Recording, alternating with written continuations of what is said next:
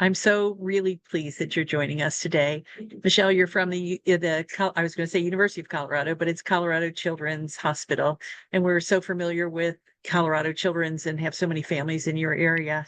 Today, we're here to talk about the DCRN, better known as the Dystrophinopathy Clinical Research Network that you're a part of. These are 7 sites that are coming together really to look at a model of collecting data to understand what the current approved therapies are doing, how we can add on to those therapies, and how we can understand both benefit and risk and how to do it essentially. So I'd love your take on the DCRN. Well, I'm really excited and honored to be part of this group. I will tell you about my experience as somebody with a lot of white hair and having done this for a couple of decades. I've seen the evolution of the treatments that we have had for Duchenne muscular dystrophy and how we started with our experience with PTC 124 and how we've sort of designed along the way, these studies and figured out, the pros and cons of each of the functional outcome measures and monitored safety. And it's very exciting now that we have a lot of different treatments available for Duchenne. But one of the things that I think we really need for our group of boys is to have a very thoughtful and organized way of monitoring efficacy for all these different treatments, figure out, is it a cocktail of medications that's going to work for these guys? And what's a safety profile for each of these, particularly if we layer on different treatments? So I'm really excited to be part of this group to help design a thoughtful way of implementing treatments for these boys with Duchenne muscular dystrophy. Thank you. Yeah, we are in this exciting environment and complicated, I think, with antisense oligonucleotides and with the gene therapy approvals and also the other sort of downstream vamorolone, givinostat, et cetera, and how to layer those on. And I think it is hard for parents, I think, to go, and often we see medical tourism going from one place to the next to really understand and have in their view, a robust approach to care and a holistic approach.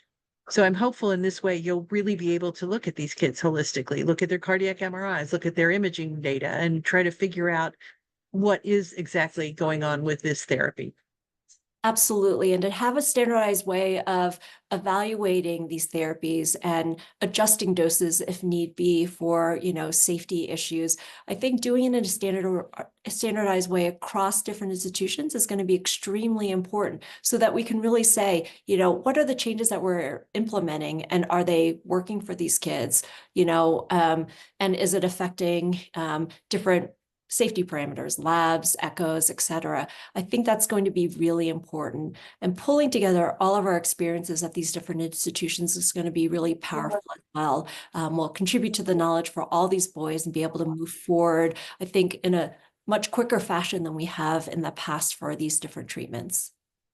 Yeah, time matters, right? And just the time of the trials and the time of the launch and the time of everything just mounts up and is matched against the loss that we see in terms of muscle function.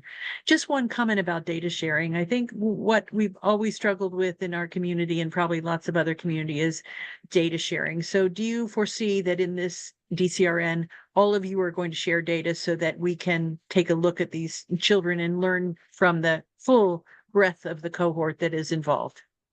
Absolutely. I think this is what is going to make this extremely powerful. We as physicians will go to meetings and say, hey, this is what happened to my patient on this medication. What's your experience been? And that's really slow. But if we put all of our data together, talk about it in a really organized fashion, I think this will be very powerful for our patients and for us as a group to be able to figure out the efficacy of these treatments and the safety profile too, like I said. Yeah, I think, and probably this too from those early studies with PTC therapeutics when we didn't know outcomes and we didn't really know how to do trials and had so many more questions than answers. I think we've talked about for so many years the need for combination therapies, and I think this might be a way to get there and maybe the only way. I wonder what you think about combination therapies and how quickly we might get there. I think that that's probably the way we're going to need to go with these medications. They'll address different aspects of the pathophysiology of Duchenne muscular dystrophy. So I think that's the way we need to go. But I would like to be cautious and thoughtful about how we do those combinations, given what we've seen so far with some of these new medications and the side effects. So I think, understanding what everybody's seeing at different institutions is going to be very helpful. And then thoughtfully putting together those combinations and cocktails of medications is going, moving forward is going to be the way to go.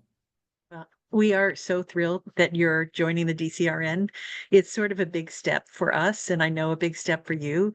I'm sure we'll have some challenges along the way, but I'm really thrilled that the 7 clinics have come together and said yes.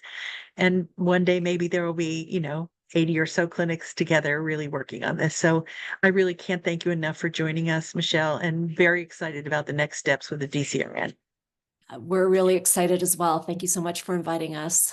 We look forward to all the things that this group is going to do. Thank you. We do as well.